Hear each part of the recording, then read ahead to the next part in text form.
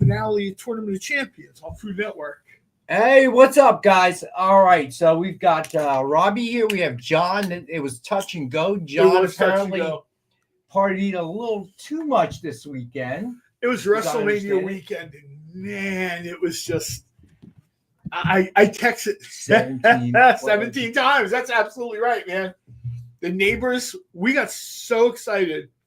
The ending of WrestleMania was not as perfectly polished as it should be, but it didn't matter. We were all so happy that Cena won. The people who rented the house across the street called the police. If you know anything about LBI in the winter, you had the po get called on you. They drove by to make sure we were okay. Thinking the bunch of teenagers in that house. One of my friends, they're like, it's a bunch of old dudes. One of my friends downstairs said, this was the best part of this. Not quite Barney Fife, but he's like a local guy, retired, just kind of off-season Class 3 officer. My wife is like, oh, yeah, they're celebrating. Apparently, John Cena just became the champion.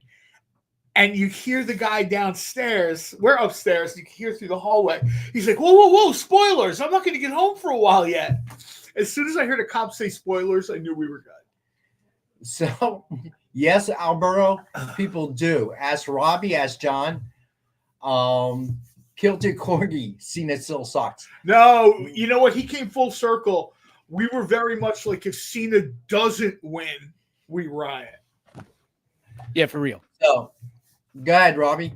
He broke the record, man. I'm so excited. And you're right, John. The only thing that messed up that finish was, first of all, no Rock. And second of all, why did it take Travis Scott 10 minutes to get to the ring, bro? He was probably last night the way I was this morning, feeling under the weather. Stone Cold was feeling under the weather when he ran into the barricade, man. I hate to say it, Stone Cold is almost my age. You should not be slamming 6 or 7 beers and jumping on a quad and ripping down like an arena. I'm sure he does that at Rattlesnake Ranch. You can't do that in an arena.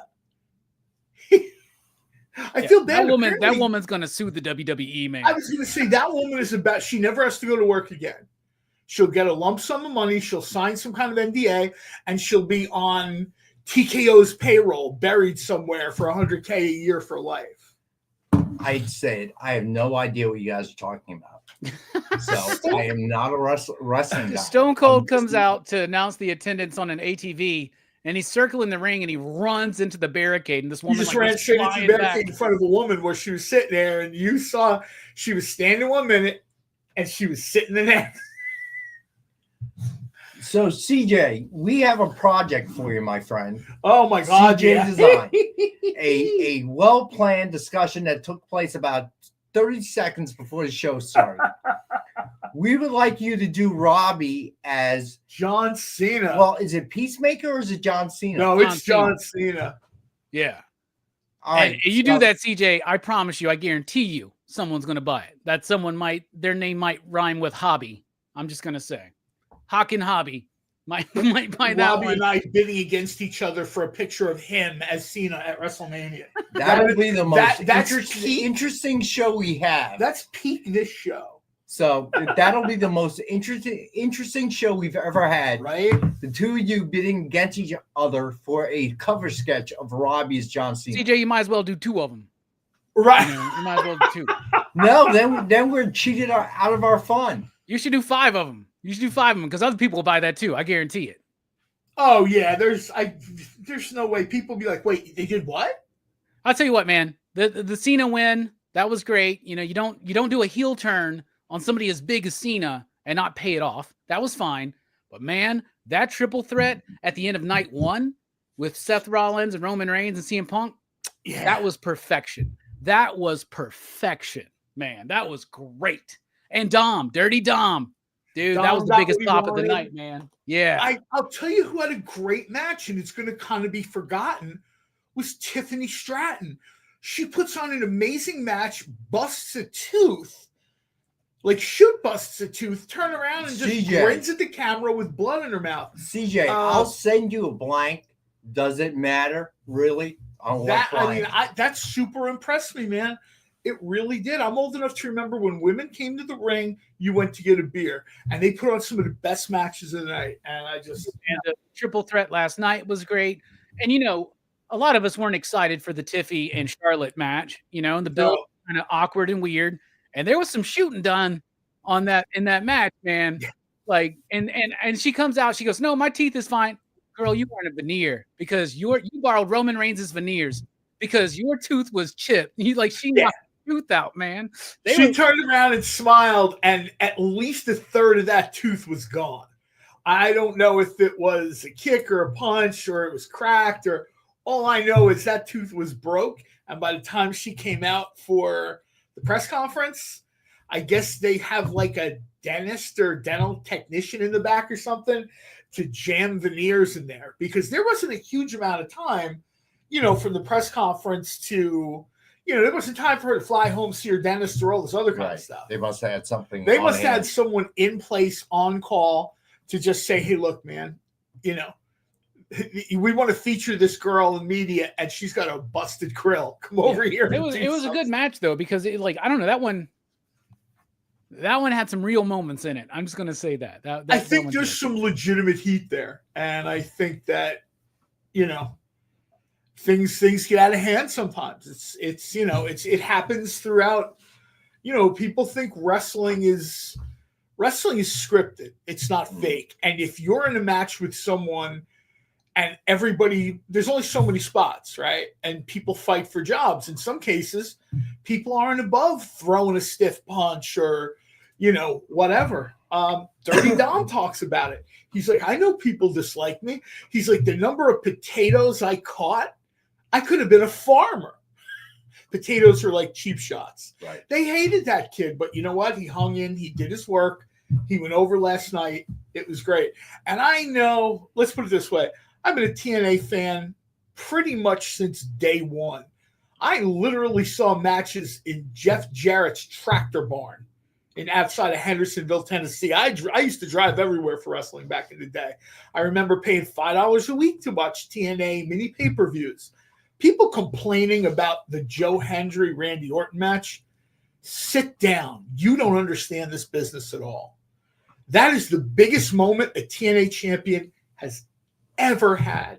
Ever. And they're gonna get that guy over, man. He's gonna come in. They're gonna get that guy over. And that was also one of the loudest pops I think we heard from them. Dude, and that was like one of the funniest moments, because it's a shame what happened to KO, right? I hope he has the surgery and he gets better and heals up and comes back as soon as he can. Well, they said at least 18 months or something. Yeah, he's going to miss like a year and a half. But, man, so what do you do, right? You have a very highly anticipated match. It's going to be one of the greatest matches of the weekend. You lose it because your star's hurt and has to have surgery. What do? You make a bit out of it, right? And that's what they did, dude. When he turns around, he's hamming to the camera, then the RKO out of nowhere, and then he does it again. That was perfection, man. I'll tell you, every part of that worked, and you could actually see Orton's his shoot face. He was like, "That was all right, man. That was a nice little piece of business." I mean, yeah, Kevin Owens is hurt. What are you going to do? You're not going to pull Randy Orton from WrestleMania unless he's hurt or something, and he wasn't. The guy wants to work. By his own admission, he has a lot more matches behind him than ahead of him. He didn't want to miss a WrestleMania. He wants to go out there. So what did they do? They did the same thing they did at the Royal Rumble or whatever. They hit his music. They said his name. He appeared. They got the huge pop they wanted. He sold for Hendry a little bit. It wasn't like it was – people were like, "Oh, it was squash. They should throw the TNA title in the garbage." Stop, please. If it's okay to just sit there and watch this show. I drive a car. I don't know how it works. I have a very rough, vague, general idea of the internal combustion engine. I don't know exactly how a car works, but I drive every day. If you don't know how wrestling works, it's okay to watch every week. So you don't need to be out there advertising, "I don't know how this works." So last week on the Today Show, they had a female wrestler. I don't know who it was. And they were interviewing her probably because of WrestleMania coming, this weekend. And she probably had the best description of what wrestling is that I've ever heard. And, it is life. No, she basically said the attraction is the storyline is like a soap opera. Yes. There's drama and everything else with a lot of fighting and jumping and whatever. And it was probably the best short description I've ever heard of it. And you know what I like in professional wrestling too? It's very much like gymnastics, okay? Like, okay, when the guy does the rings, okay, without the soap opera context, but when the guy is doing the rings, the Iron Cross, I can't do that. Yeah. Okay. There's no way I could do that. I can't do what, the floor exercise that some of the women do, flipping over, not moving when I land. Floor exercise, dude. I haven't done exercises since Bill Clinton was president, so I'm amazed at pretty much anything. I'll rewatch a nip up 3 times in the ring. So, but here's the thing: if you look at gymnastics, the entire routine is scripted. Yeah. Okay. Each athlete comes and they are judged and they are measured by how well they did the routine. And I guess in a real way, wrestling is the same thing. Yeah. Your popularity is how well they may have a script for you, a routine that you're supposed to perform. But the figure 4 slide, I used to be able to, Robbie. Once upon a time. And it has the added kind of attraction of being a soap opera. The drama. Well, that's why they used to call it, the slang term used to be rope opera. Right. That's a good one. Because it was that's exactly how it was. And it's very much like superhero comic books too. Yes. Good guys, bad guys, factions, feuds, storylines. Well, who made that analogy? And he's done it a couple times because I've seen him a couple times. His name was mentioned in the chat, and he's friends with Nick, Christopher Daniels. Listening to that guy talk about wrestling at a show is in a lot of ways better than going to a match. Because he breaks things down and he actually takes the time to talk to fans, not buy my shirt. Right. Let me sign your swag and get the F out of here. He loves talking to people. To kind of defend myself against all the wrestling fans that we have on the show. Okay? So I once she kind of explained it, I realized why I don't watch it. I don't like dramas. Okay. I don't like soap operas. I don't like watching dramas on TV. I don't like movies about drama. Okay. I do like the action part, but for me, it's just that drama part doesn't really attract me. So I don't feel watch. like I should take the Drew McIntyre selfie, spin around and take the selfie. So I don't. That was so funny, dude. He immediately posted that too. That was great. He says bored at work still. Bored at work still. So I don't watch gymnastics. I don't watch, figure skating, which is all pre-scripted routines. So I find that the sports I like to watch has that element of surprise. Those allegedly not scripted sports like the NFL is what you're saying, right? So if you script it, you can't script every play, right? True. You can't script everything because you can't get 22 guys on the field all following the same script. It's another thing when you have 2 guys or even 4 guys, okay, a tag team, but you can't script 22 guys in that scenario. So go ahead, Jay. What are you going to say? While I agree with you, Rex, I really do. You can script wrestling all you want, but things happen in that too.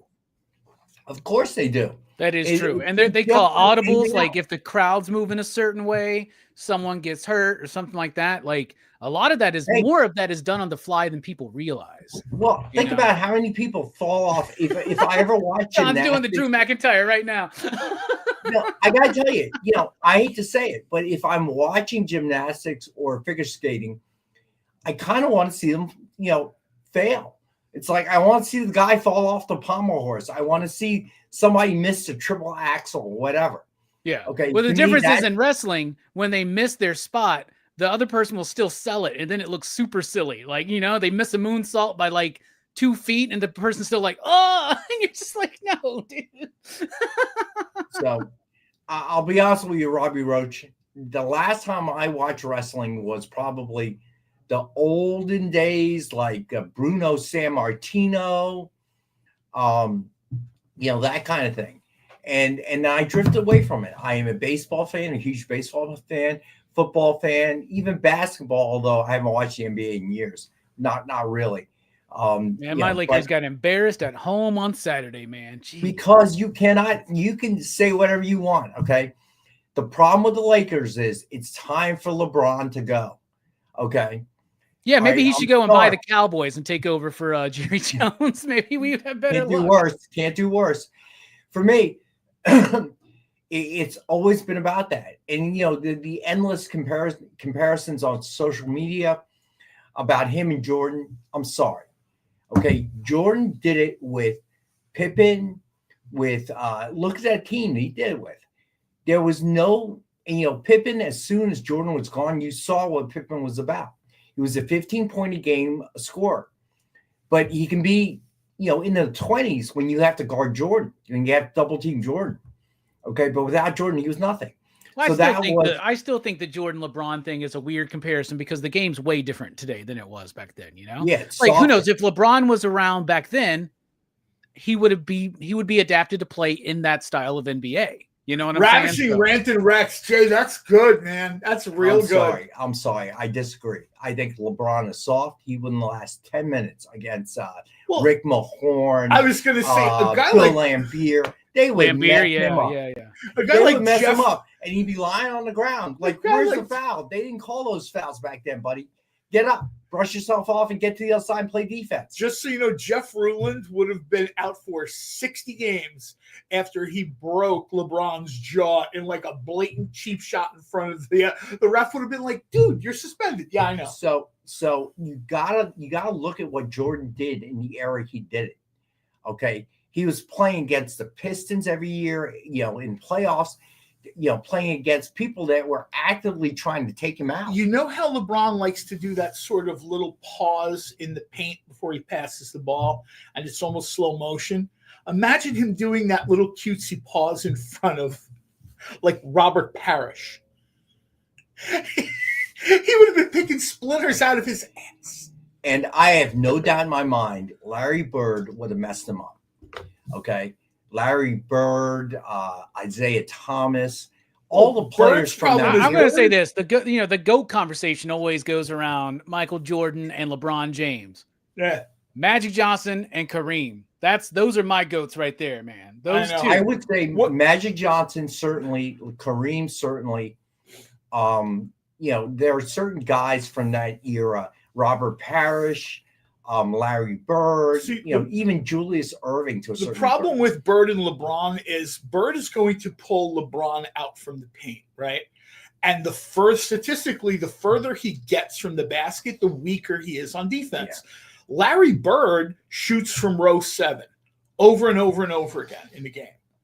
Eventually, LeBron, if he covers him, is going to have to be 6 inches from the line. Right. And meanwhile, Larry is still nothing but net.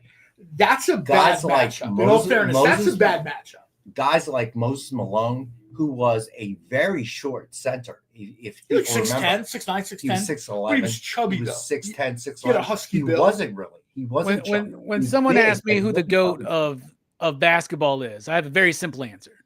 The 1992 Dream Team. There you go. That's the GOAT. Collectively, that's like the greatest sports team in history. Bringing it, warning, Jay. We don't do that anymore. It was. We don't sell any books anymore. So I just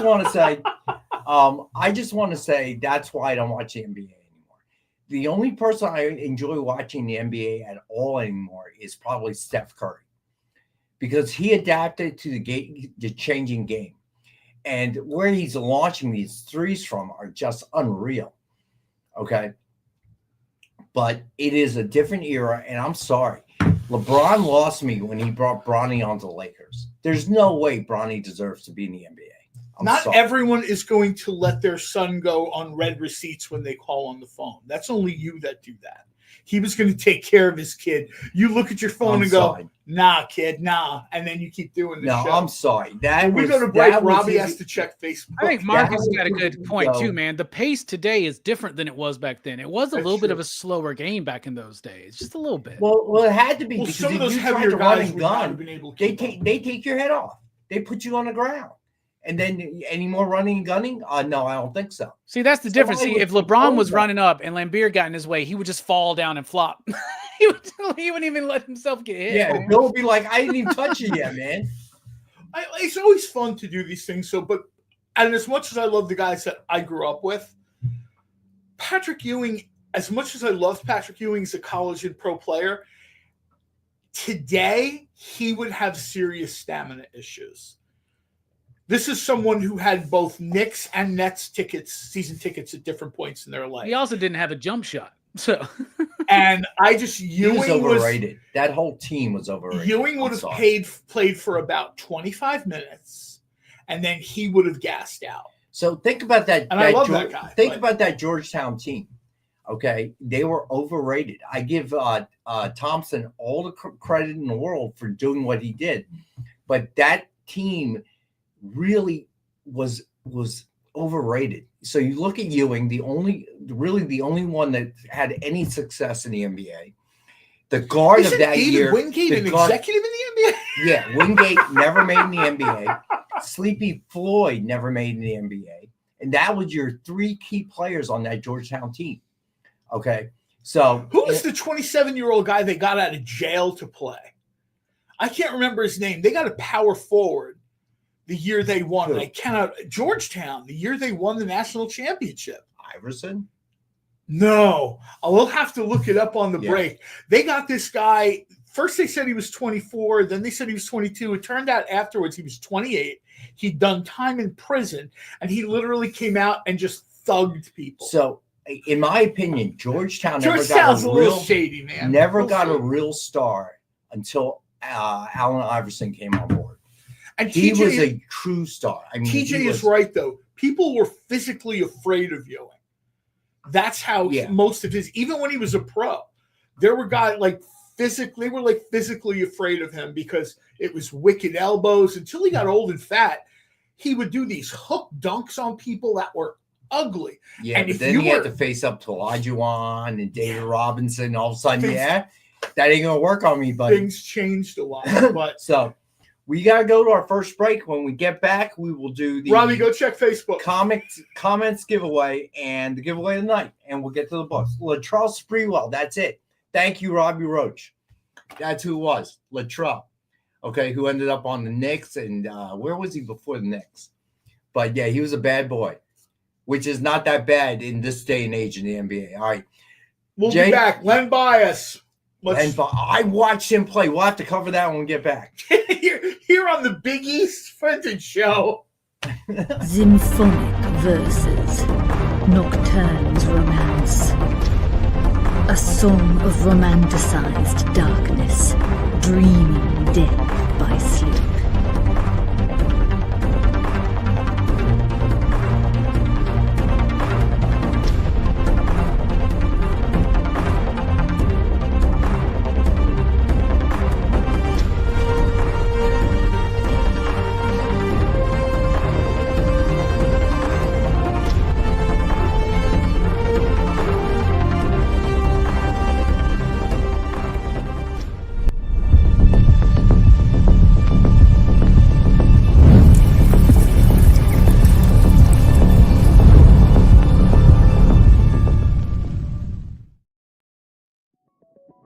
FOC, a comic industry term for the final day a new comic can be ordered by a local comic shop. So, what does that mean to you?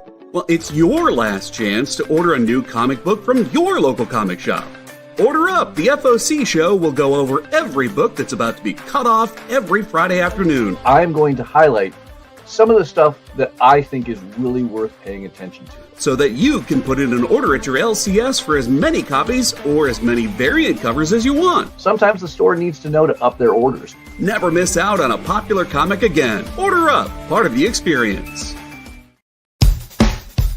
Download our app on Google Play and the App Store. It's so simple, even my mommy can use it.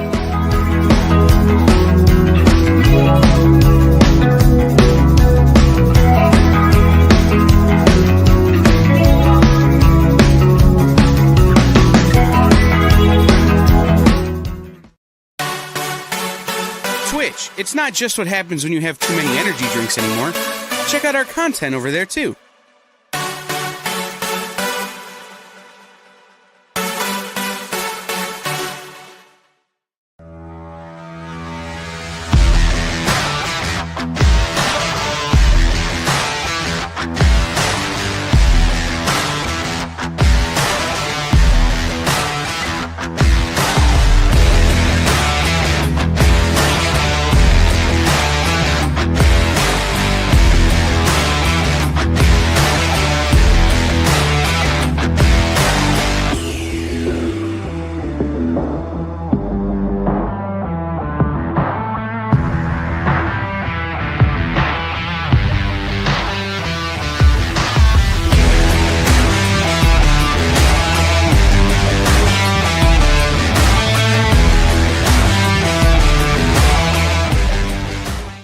because they want rebounds. You know what So- that means?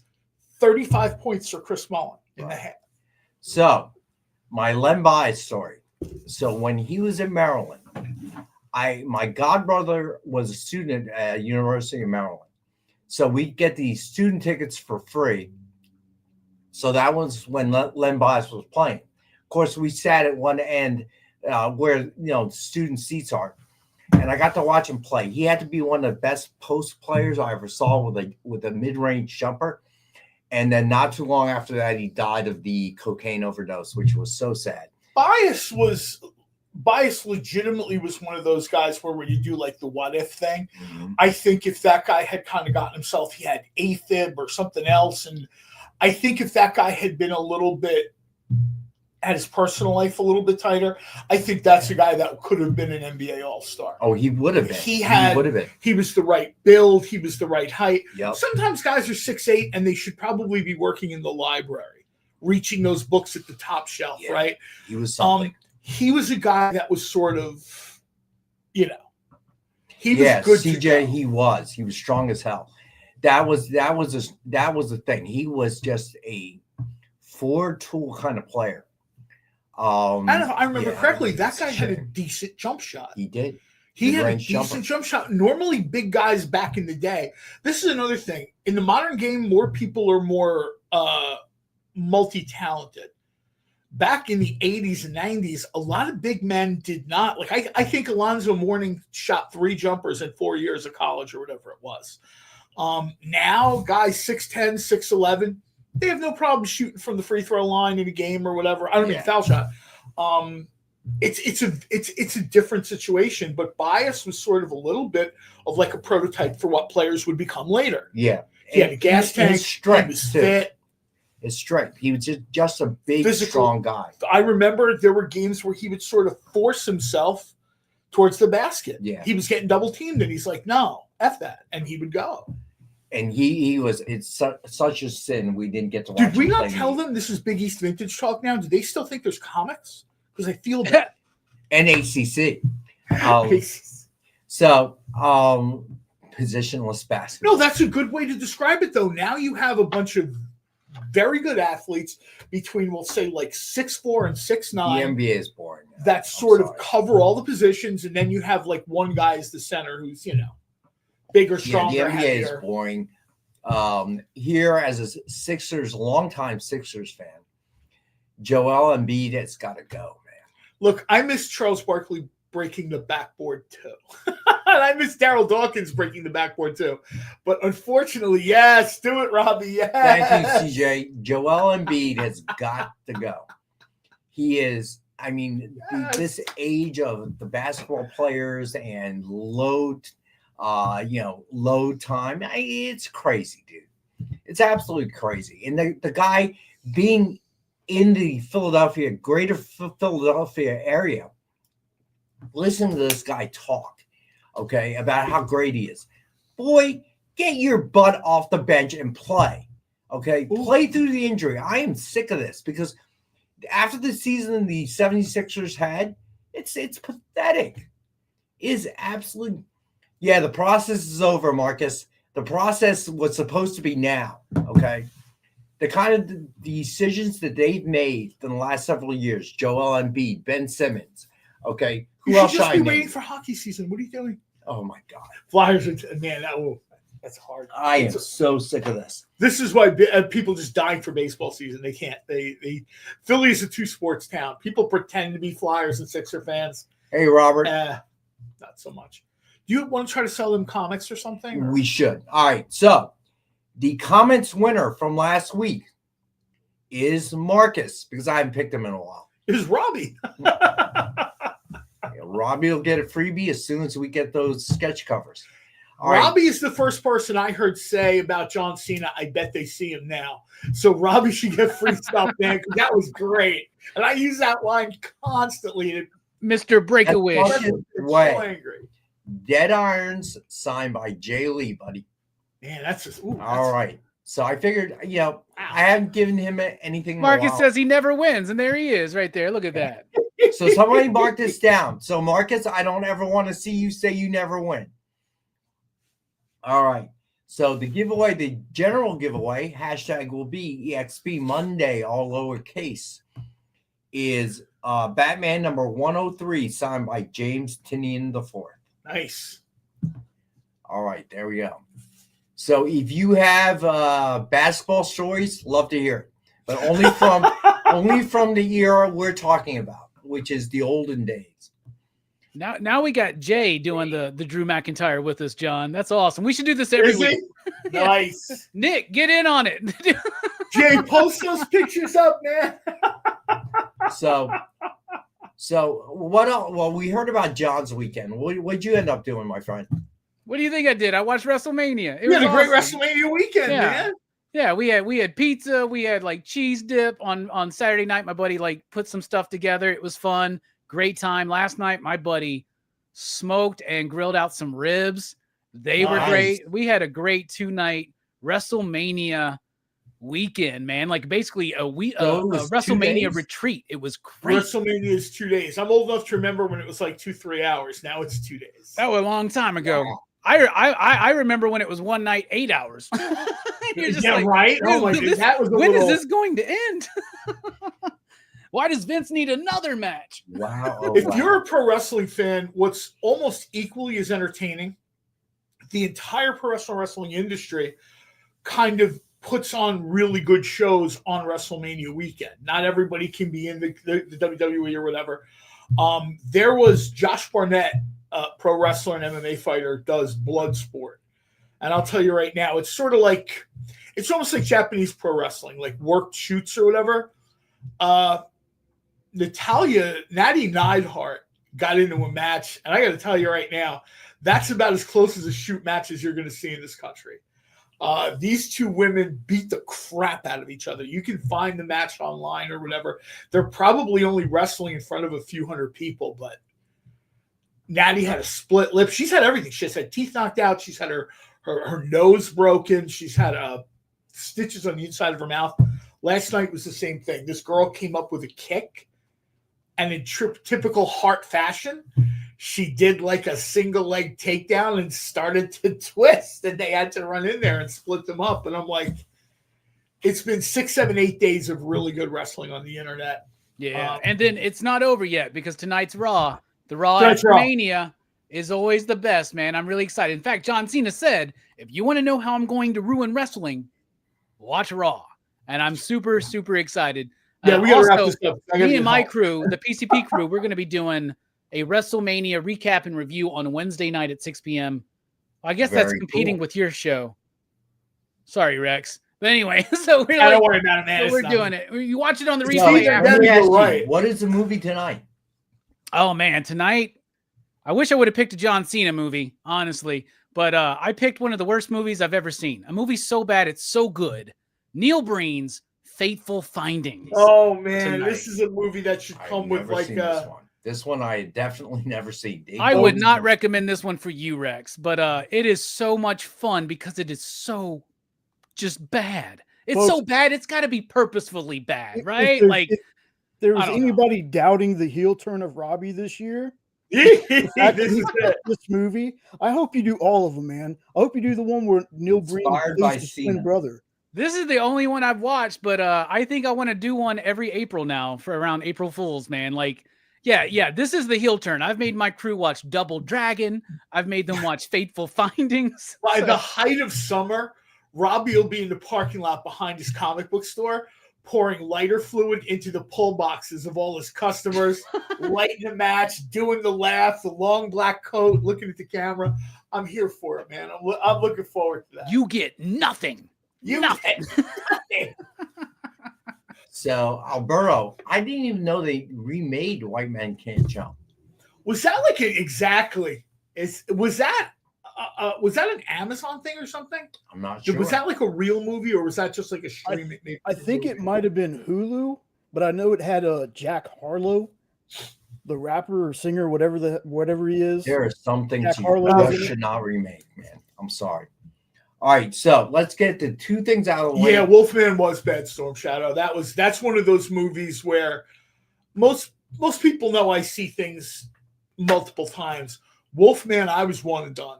I sat still haven't there. seen it, and I'm nervous because I love Lee Whannell. I think he's a great writer and a solid director, but that one looked rough to me. Let's just say it didn't work out the way he'd hoped. I'm not going to bash the guy because my number of movies made. I like the Joe Johnston one too with Benicio del Toro and Anthony Hopkins. I like that one. I like that one a lot, actually. Yeah. I think that one sort of gets less credit than it deserves. Triple B, don't you realize, Triple B, tonight there's no books for sale.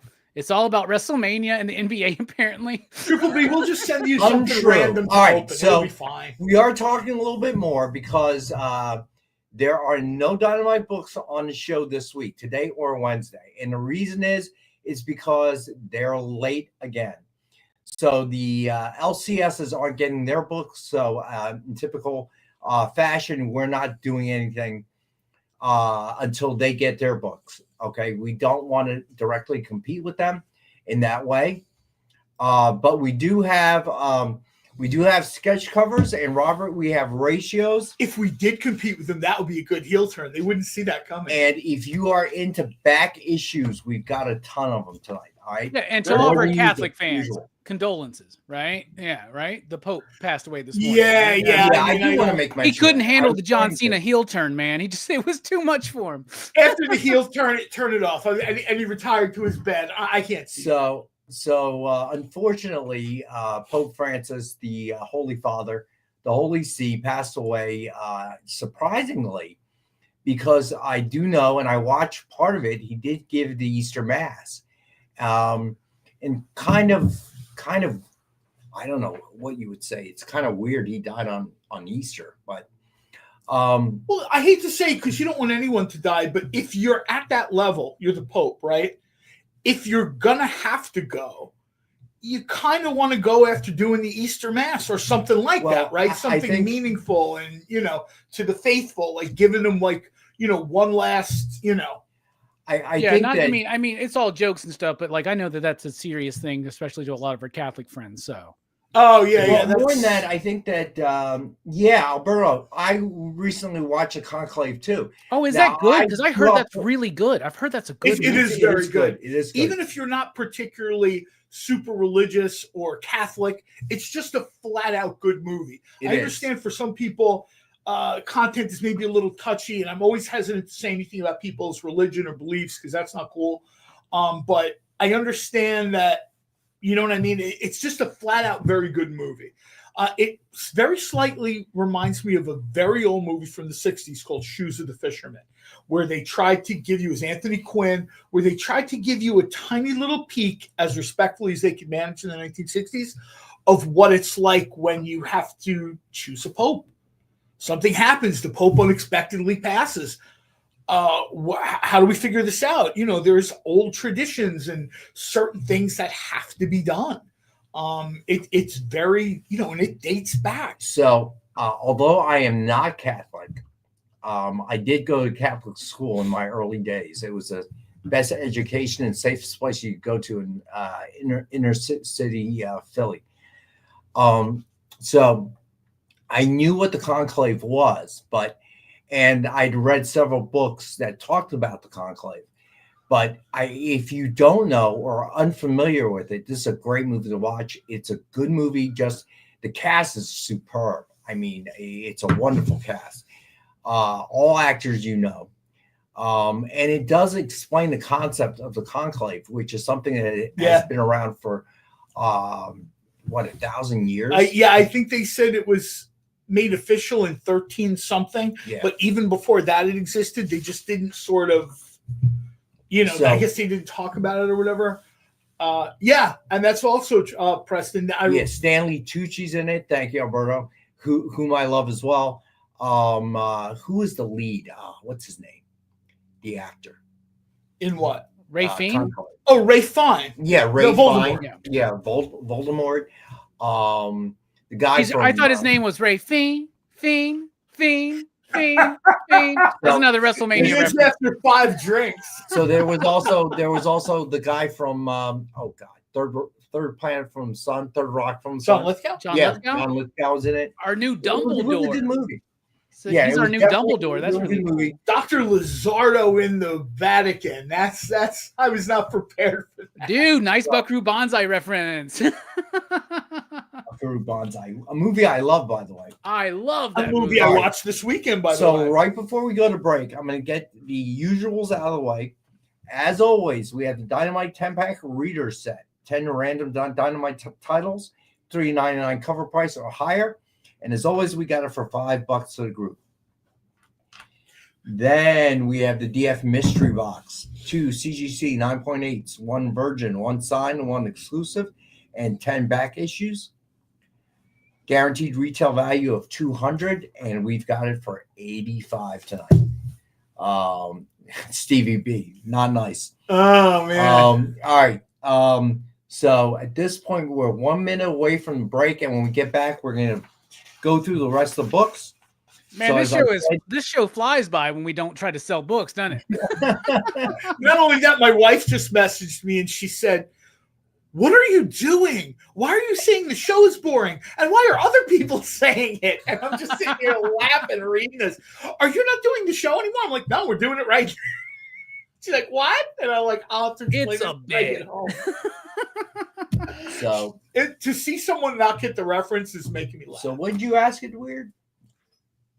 He said if it was okay Oh, if he showed up paper late roll. because he didn't. You haven't missed anything. Yeah, You no, we've been missed talking. the best part of this show. What are you talking about?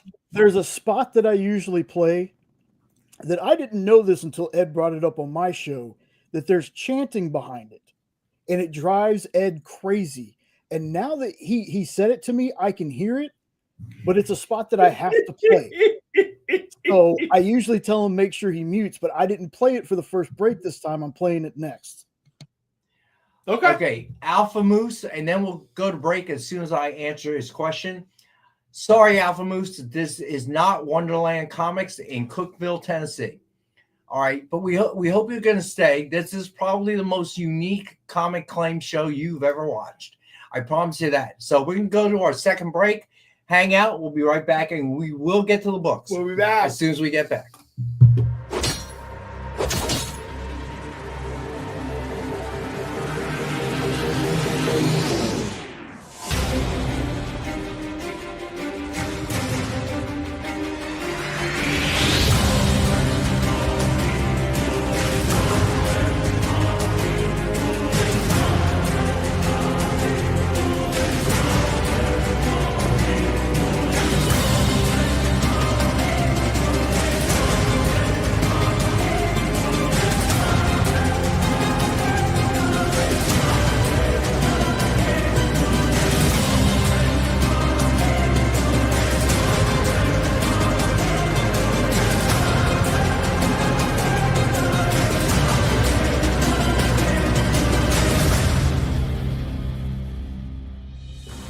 Order Battle Quest comics at your local comic shop today.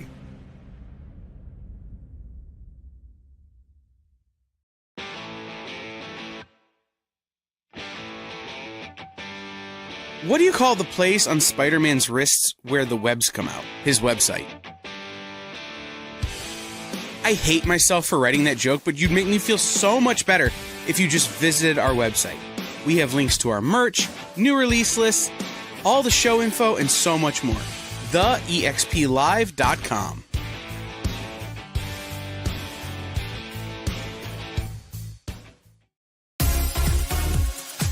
Did you know that Arthur, King of the Britons, in Monty Python and the Holy Grail was played by a famous Graham?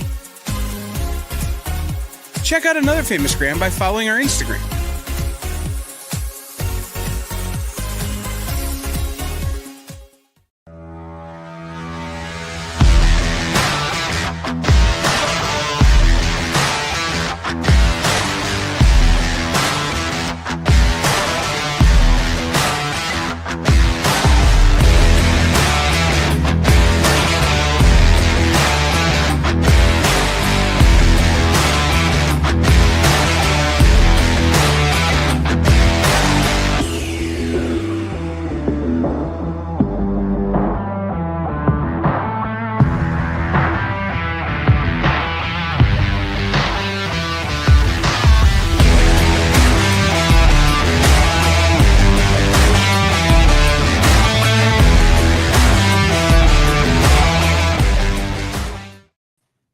All right, we're back. Robbie with his sign.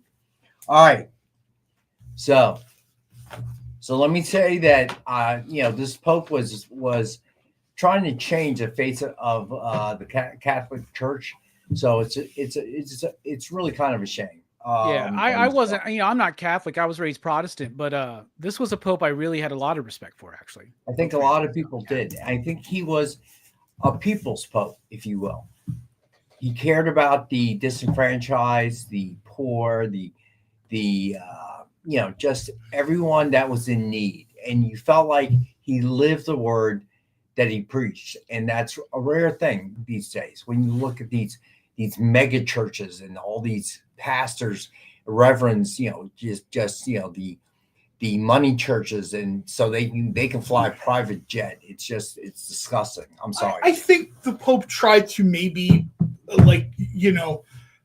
maybe be a little bit more in touch. I can't imagine what that must be like to be, like 1 billion people see you as their guy or whatever. I can't imagine what that's like. I'm not even the most popular person on this show, and only 14 people watch. Yeah. But it seemed, at least to me, like the guy tried to concern himself, keep dialed into, things that were going on with, the parishioners, the flock, so to speak. And I think if you look historically, there are popes accused of not necessarily doing that. That's true. And wasn't he also the first Latin American Pope, I think, right? Something like that? Yes. Oh, yeah. He was the first sort of non-European type. He was of Italian descent. So his parents, he was of Italian descent. Grandparents immigrated to where was it, Argentina, I think. I want to say yes, but I'm not. The Papal's Elbow. That's very good, man. Up in Adam Comics. That's nice. That one's nice. I mean, we'll see. We'll see who the next Pope is. I've read a thing today on Associated Press about, the likely candidates. Yeah, I saw that list too. At the top of it was John Cena, which was crazy to me. You have no idea how happy I'd be. You guys, I swear. I'll tell you right now, neither of us are Catholic, but you know who you would see at church every Sunday morning at 9 a.m.? Me and Robbie. All right, let's get to the books before I get in trouble. The giveaway of the night, tonight, is Batman number 103, signed by James Tinian IV. All you got to do is enter the hashtag in the chat one time. Hashtag EXP Monday, all lowercase. All right. So here we go. So starting with the sketch covers, Crisis on Infinite Earths, number 1, with the Monitor cover sketch by Carl C.K. Kemp. Suggested retail of $149.99, and we have it for $65.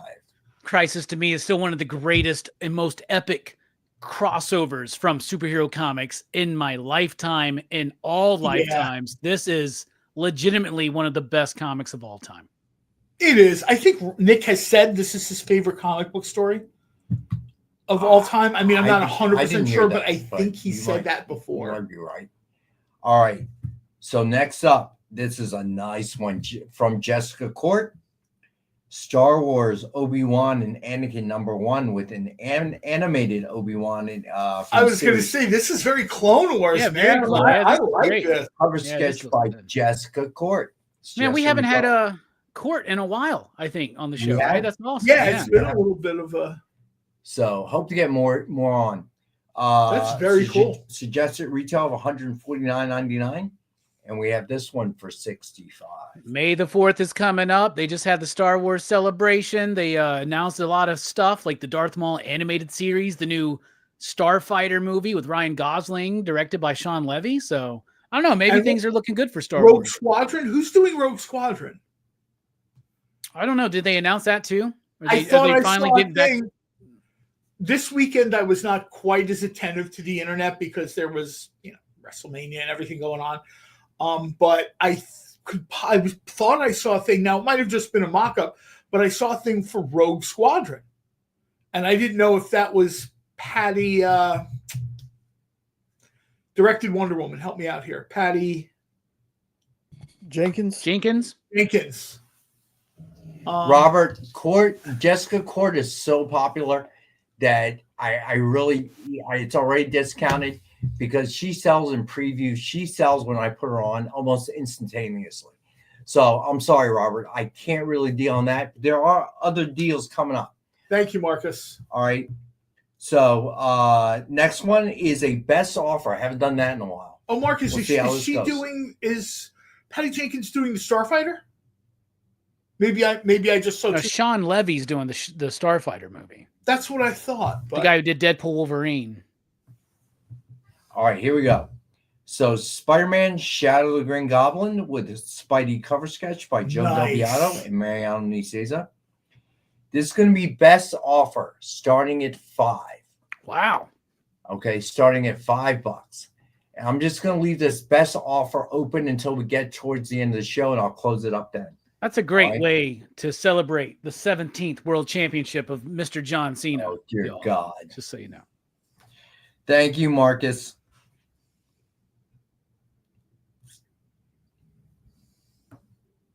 All right. So then 511. I'm not sure how. I just wanted to double check this real quick. But according to Wikipedia, Rogue Squadron is an upcoming Star Wars film. Will be directed by Patty Jenkins. I mean, I guess we'll have to see. I understand a lot of times they announce stuff for the cheap heat pop, and then afterwards, oh, sorry, we're not going to do that. But I also heard that Pedro Pascal is going to reprise his role as Max Lord in that Star Wars movie. I renounce my wish. Boo, All right. Robbie, boo. Alistair. Next up, we got Justice League No Justice, #1 with Nightwing cover sketch by Kirstine Danica Lim. Suggested retail of $149.99. And we've got this for $65. I mean, she very much has like this anime touch, which is, you know what I mean. I kind of like this. You know what I mean. Not like hardcore anime, but you know, the influence is there. Dude, in that background looks a little Bob Ross, doesn't it? Some happy trees. Happy little feel. Oh my God, that's very. It is though. All right. Oh, now I want to see Pedro Pascal in a remake of Smokey and the Bandit. Oh, that would be dope, actually. That would be great. All right. So next up, we have Brave and the Bold #29 with Wonder Woman sketch cover by Tony Scott. I like this one too. Suggested retail of $149.99, and we have this one for $65. I Can't like have been when they easy to make do on purple like that, right? I like the purple, and I like when they make her costume look more like it's armor. Yeah. The only time I see her costume working when it's that satiny finish is when it's Linda Carter in the TV show. Usually in comics, it doesn't have the same impact. When they started putting her in armor, I thought that worked a lot better. Plus, it made more sense. She's a warrior. All right. Then we have Deadpool Team Up #1 with Deadpool cover sketch by Tracy Medina. Suggested retail of $149.99, and we have this one for $65. As we speak, Ryan Reynolds and Hugh Jackman are recording a commercial for the Super Bowl in January, right? In February. So what I love about this is because of where Tracy signed her name, it looks like that's the sound effect from the gun. Like Deadpool's got a gun that goes, Tracy that's Medina. true. That's Tracy cool. Medina. That's very cool, actually. Oh, talking about Tracy Medina. So the commissions that everyone ordered from Tracy Medina, the box came in today. So give me and Amy a day or two to process, and we should be getting the shipments out. All right. All right. So next up, we got Dawn and DC. These are our older ones, and we're doing them for $40 a piece, 2 for 30. Oh, 2 for 70. All right. So doing the same thing we've done in the past. So we got Dawn and DC, the Flash #1 with Flash cover sketch by Dan Eilinger. I like this one. You sure Nick wants to sell this? Suggested retail of $149.99, but we have it tonight for $40. If you buy 2 of the older ones together, we'll do those for 2 for $70, $35 a piece. Then we have Vampirella #1 with Vampy cover sketch by Dan Eilinger. Suggested retail of $149.99, and we have this one for $40 as well. This reminds me a little bit of what Harris tried to do with Vampirella. What, I just know it has its fans. butts? Is that what you're talking about? No, I think Harris tried to give Vampirella maybe a slight, and of course, they had Adam Hughes doing covers, so I get it. Vampirella got shifted a little bit more into pinup mode. That is a good question. Standing up like against the wall. All right, next up we got All-Star Batman #1 with Robin cover sketch by Tony Scott. Preston, you're not wrong. Dope. This is so cool. That is very cool. The best Robin ever, too, man. Tim Drake. $149.99, and we have tonight for $40. It's hard to explain to fans that don't remember how impactful this version of Robin was. First Robin to wear pants.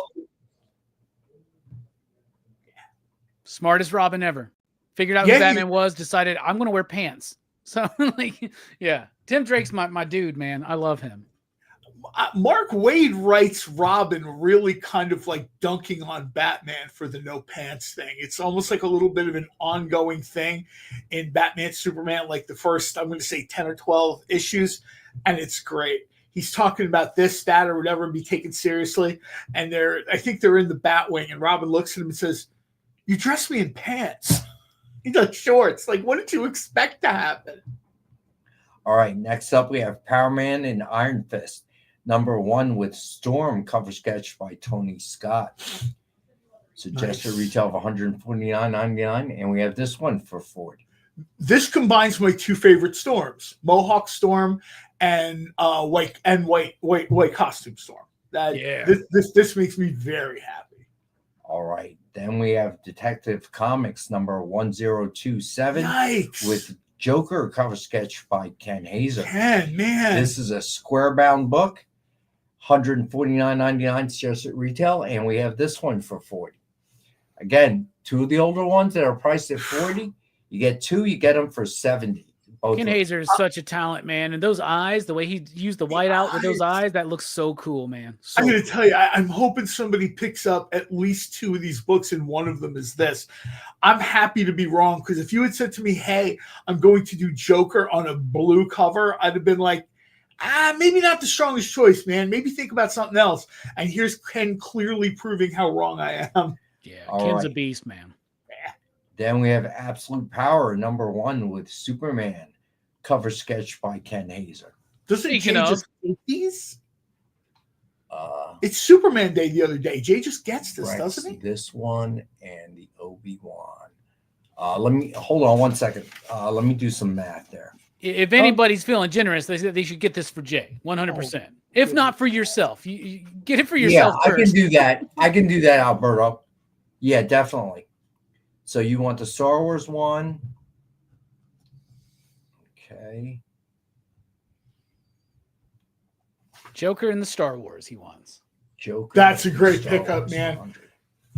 Yeah, I can do that mainly because I can lower. I can take the hit on the Joker one. Both Superman and Fantastic Four just recently had their second trailers debut, and as much of a mark I am for the Fantastic Four, that Superman trailers got me more hype. I'll tell you that. Like, I'm hyped for both movies, but I'm really pumped for that Superman movie. When I saw that behind-the-scenes footage, when I saw that he high-fived the robot, I thought the robots were all CGI. Until I saw him. I'm sorry, Robert. That robot, that was amazing. I can't wait. So going forward, I'm sorry about that, Robert. With Court, there's really not much room for me because I've already discounted it. But with the older ones I got at 40, two for 70, I have a little bit more room. So I'm not actually discounting the Star Wars one.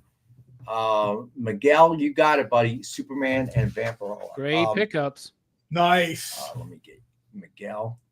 So I apologize for that. And sometimes if you make me a combo offer, so that's what I did there. So I'm not moving the price on the Star Wars, but I'm moving the price on the Superman, or not Superman. Which one? The Joker. The Joker, because that's kind of like doing the 2 for $70 because I had the room there. So just to explain to you why that was possible. I'm sorry, buddy. And didn't dawn on me until Alberto made the offer, my friend. Okay, so Miguel wants Superman. That sounds And like what a was the other one? dissatisfied customer, sir. Vampire. Yeah, the Vampy. That's awesome. Gotcha. That customer had to sit. That person had to sit through 45 minutes of WrestleMania, and That's and your fault, 80s Robbie's fault, man. What? Also, I don't know if anybody noticed this today, but it got announced that Mark Spears Monsters #6, because of the graciousness of Dynamite Entertainment, Mark is able to have a Vampirella cover for that book, and it looks awesome. So everybody go pre-order that as soon as possible. Pre-order? I'm just going to get it from Mariano's desk. Get out of here, pre-order. All right, next That's up. going to be a new segment on the show. What did I find on Mariano's desk this week? Pre-order means he's going to walk around to Mariano's area looking. If you go to Mara's desk and you find a Soundwave trading card sketch by Ken Hayes or something, just let me know. Just let me know. Just between us, John. I got a bunch of stuff I got to pick up on his desk anyway. So if all right. Hey, I need Blitzwing. Get this drawn. All right. Next up, we got What If Venom with Venom cover sketch in silver by Ken Hazer. This might be the one. This might be better than the one that Ken did for me. Yeah, you know that Ken had to go through like 5 Sharpies to get this done too. You know what I'm saying? Like 5 like silver the paint eyes pens. are a Sharpie each. So silver metal suggested retail of $149.99, and we have this one for $40. Again, if you get 2 of the older ones, 2 for $70. That's dope. It reminds me of that Enemy Within #1 cover, the glow in the dark. There's just the eyes, and the teeth, and the tongue. Yeah, that's one of my favorite covers. All right. Then next up, we got Batman Spawn #1 with Spawn cover sketch by Ken Hazer. Wow. I'll tell you, Hazer fans, this is an opportunity to save yourself some money and pick up some very cool books at a discounted price. Yeah, and a percentage of the profits goes to Al Simmons to help out with that underbite. Right. Suggested retail of $149.99, and we have this one for $40. Oh, now I got to see if Tracy Medina can do a Baron Underbite thing from Venture Brothers for me, Commissioner. What's up, Phil? Phil Elling in the house. All right, then we have King in Black #1 with Null cover sketch in silver by Ken Hazer. Suggested retail of $149. Miguel wants. I'm sorry to interrupt. Miguel wants Venom and Spawn. Venom and Spawn. You got it, Miguel. Good pickup. I Might as well add this King in Black, Miggy. Come on, man. I messaged Ken a little while back telling him about a glow-in-the-dark cover. And I said, do you have any metallic Sharpies that are fluorescent? And he said, well, let me check and I'll get back to you. What's crazy is that this isn't even Null on he modeled his Null from John from 1972. This is what John looked like in 1972, y'all. I guarantee. Wrong. You know what? You're right. I don't like Heel Robbie that much. What? No, man. Heel Robbie's the reason I'm still doing You, the sir, show. are no John Cena. Heel Robbie, are you kidding me, man? Regardless of what CJ does. I would have taken the season off if he didn't do his heel turn. All right.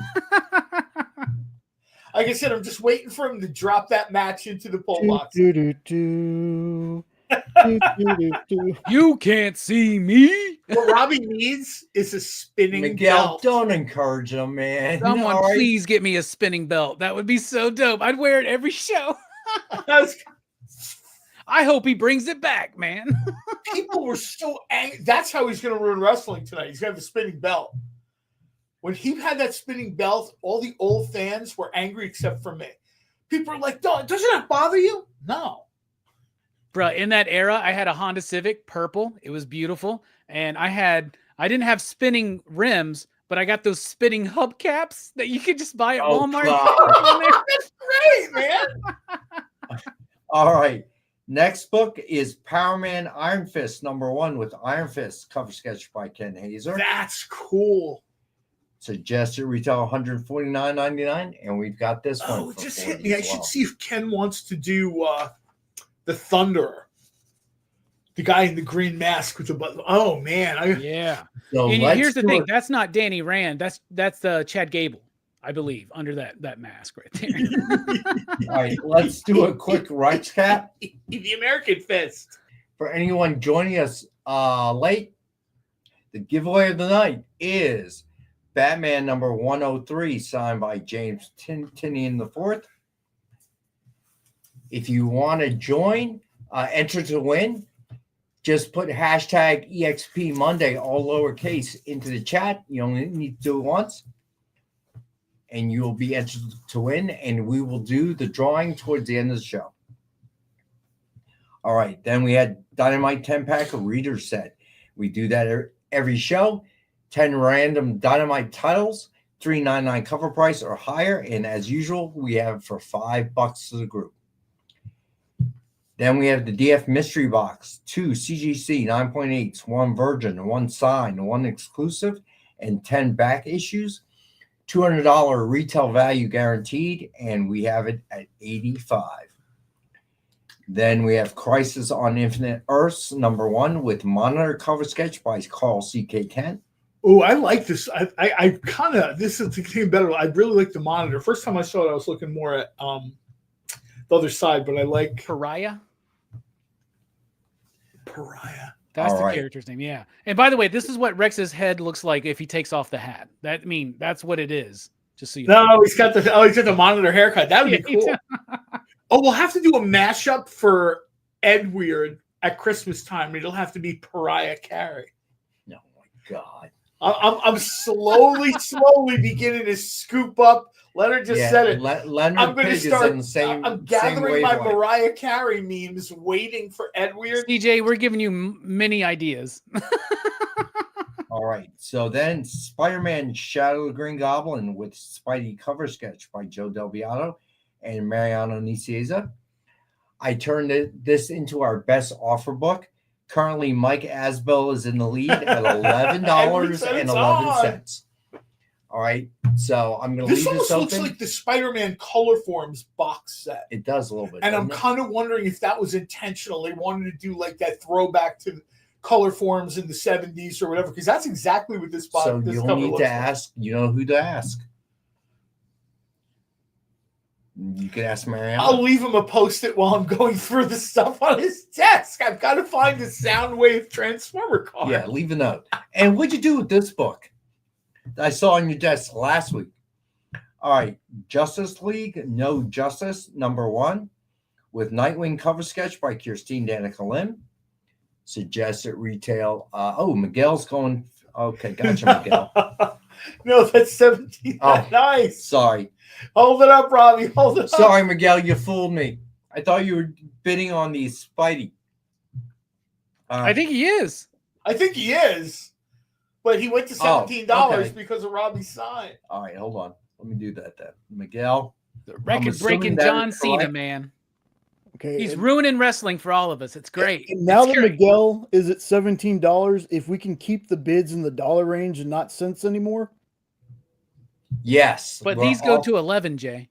So to be honest with you, I didn't even record the cents for Mike Asbell and Marcus.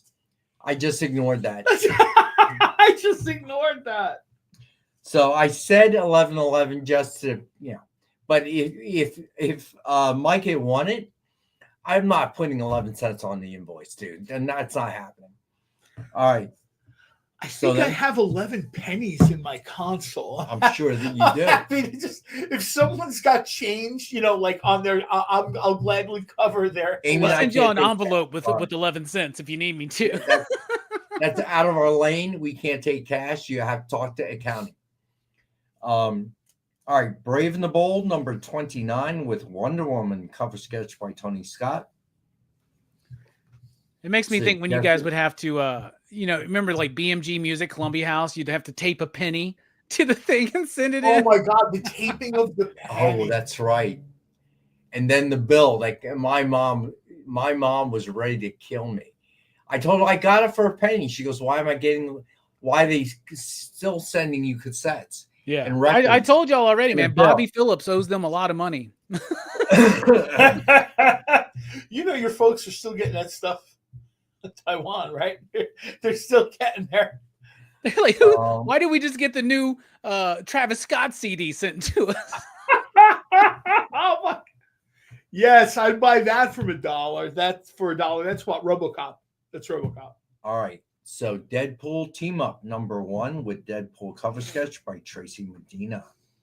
It's just a retail of $149.99, and we have this one for $65. All right. So then we have Dawn of DC, The Flash, #1, with Flash cover sketch by Dan Nylinger. It's just a retail of $149.99, and we have this one for $40. Someone should buy this for CJ, so CJ can then remark it, put Nick Barucci's head on it, and then send it back to Nick as a gift. Oh, that would be great. But you have to do, oh, you know what? We need a couple of them, though, because we want to do Nick now, and then we want to do, like, you know, big hair banded shirt Nick from, like, the 90s QVC. All right. So then we got All-Star Batman #1 with Robin cover sketch. It just hit me. We could do Barucci's, what should we call it? Nick of Two Worlds. And we'll do like the 2 flashes, and one will be him now, and one will be him from QVC. Oh, God. All right. So suggested retail of $149.99, and we've got this for $40. Next week, Nick is my favorite Nick, by the way, just so everybody knows. We could always do this one too. Anybody remember this one? Oh, there it is. Oh, yeah. There it is. Look at that heartbreaker right there, man. Look at the hair. Shawn Michaels, eat your heart out. That's the heartbreak kid right Club there. Butabi every weekend. You know he was. All right. Little dance, some slabs. So then we have Power Man and Iron Fist #1 with Storm cover sketch by Tony Scott. Dude, grading and slabbing cards and books were not even a concept when that picture was taken. No, I'll tell you right now. One day Nick is going to get a picture. Well, why is 2 of me on the cover? Well, you see, what happened was. All right, suggested retail of $149.99, and we've got it for $40. All right. He took money from Drunken Ed when he was on QVC. And then King in Black #1 with Null cover sketch in silver by Ken Hazer. Those are very cool. Yeah, suggested retail of $149.99, and we have this one for $40. Remember, anything that's cover sketch that's priced at $40, if you buy 2 of them, I'll do 2 for $70. Then we have Power Man and Iron Fist #1 with Iron Fist cover sketch by Ken Hazer. Suggested retail of $149.99, and we have for $40. All right. So then let's do the back issues. So if anybody, if you're watching this on Rewind, you can still hit the submission form. If you're watching this on Rewind, you missed out. You should have been here live. The show's a blast. All right. So there was a Power Man piece, Alberto, that came with it, but it wasn't actually, I'll see if I can find it, but it wasn't connecting. But I think I had it on the show once. I was going to say, I feel like we had a Ken Hazer Power Man. I feel like, but I don't think that may have sold by itself. It's not connected. He had the tiara and everything, man. Right? I remember that. Yeah. All right. Yeah, so, it was like 70s, 80s Power Man. It was Sweet Christmas Power Man, right? Yeah. It really was. Yeah. So I don't know what happened to that one. All right. So the back issues. So first up, we got Avengers Academy #1. It is 9.0. And we have this one for $10. I remember how this series started almost like slightly lighthearted. You know, like almost with like a little One Tree Hill evergreen type energy. And this ended terribly. This series had a dark finish. Yeah. I don't know if that was intentional, but if it was, then much respect, because I remember thinking, they're trying to market to maybe, when this came out, there was a lot of there's just some brisk stuff out there. And I thought, maybe they're trying to lighten it up a little bit, make it not so doom and gloom. Nah. It's very Harry Potter, right? It starts off everything, this is nice and wholesome. And by the end of it, you're like, man, I don't know if I want my kids watching all this death and mayhem. Dang, I didn't see this coming. So I heard there's a Broadway musical now for Harry Potter. I think there's been one for a while, actually. Has there? Well, I saw the ad on TV. So like Broadway speaking, I don't. All right. So next up, we have in November. Last November, I went to see the Back to the Future play. Oh, I heard about that. And it was, was it good? It was entertaining. So yeah, for me, it was good. I'm not on the Tony committee, so I'm not deciding these things. But for me, 2 hours. It was a walk from my hotel. between that was one of like my favorite bars in New York City. Between my hotel, it was just all sorts of good. That was a great day. All right. So next up, we have Strange Academy number 4. It is an 8.5, and we have this one for $10. I would love to see this be on Disney Plus, either animated or live action. I don't know. Probably, I tend to lean more towards animated, but either way, I think this is something. I remember when they tried to do the New Mutants. As usual, well, you guys aren't particularly Sony, Fox. It's not really it's not their thing. But I think that energy with Strange Academy would work. Yeah, an animated series would be perfect for Strange Academy. Yeah. All right. Next up, we have Paper Girls number 1. It's 9.0. And we have this one for 10 tonight. Amazon gave this a shot, and I wish they'd just stuck with it because this is a cool story. I understand it was the pandemic and things were kind of weird, and they didn't get the numbers they wanted for it. But I don't think the live action version of this was as nearly as awful as people claimed it was. And the book is great. The book is absolutely great. If you're a fan of Stranger Things, you should check out Paper Girls. Paper Girls is amazing. Triple B, right. Anna Taylor-Joy is the perfect magic. I would love to see. She's a perfect magic in a not perfect movie. I would like to see her return as Magic in the next sort of run of mutant movies. All right, next up, we got Uncanny X-Men number 282. It is a 6.5, and we have this one for $5. It's my childhood right here, y'all. Bishop's Barber did him dirty. Eek. All right. Oh, man. So here's an interesting one. Metal Shark Bro number 1. It's 9.6 to a 9.8. And we've got this one for $20. Bro, who did that cover? That cover is sweet. I'm like, who did the cover here? Do we have that? Yeah, it's here. It's either in that stack or it's on the shelf. I bet Jay knows. Jay's got. Well, we're gonna break 7:30. I'm gonna have to check and see who this is unless somebody knows. So that's why I pulled it out of the box. The first thing that popped in my head was, "Is this a Brian Boland cover?" Like it really looks really good. You're right.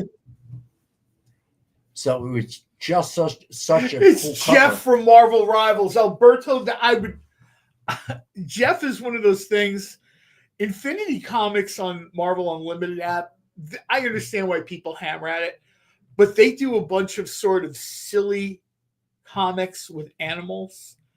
I love the kittens one. I love the dogs one. Jeff the shark is amazing. And he pops up in different things. When he pops up in Rivals, I'm super happy. All right. So then we got Black Panther number 22. It's 9.4. And we have this one for $40. I would love to see all these collected. All the like jungle action run of Black Panther. There were some very cool stories in here. I got that. I think in an essential Black Panther that I have still. Like I love that. This stuff are jungle action stories. This makes me think of yeah, they are because it's like the first appearances in FF and then jungle action, right? And I think it's in there. I can grab it, but this makes me think of Ryan Coogler, which makes me think, have you seen Sinners yet? Because I'm hearing Sinners is amazing, John. I didn't watch it because it was WrestleMania weekend. I was busy. So I was going to say, in a very rare thing for me, I did not go see Sinners because this weekend was essentially cooking, drinking, WrestleMania. Then as soon as WrestleMania ended, we watched the finale of Tournament of Champions on Food Network. It was basically spent in front of a large screen TV, a big part of the weekend. All right. And then we have Venom number 25, 1:50 ratio by Gerardo Zaffino. First cameo appearance of Codex Vins. And it is a 6.0 to a 6.5. Oh, I'm sorry. It's 9.4. My bad. And we have this one for $40. That's a dope cover.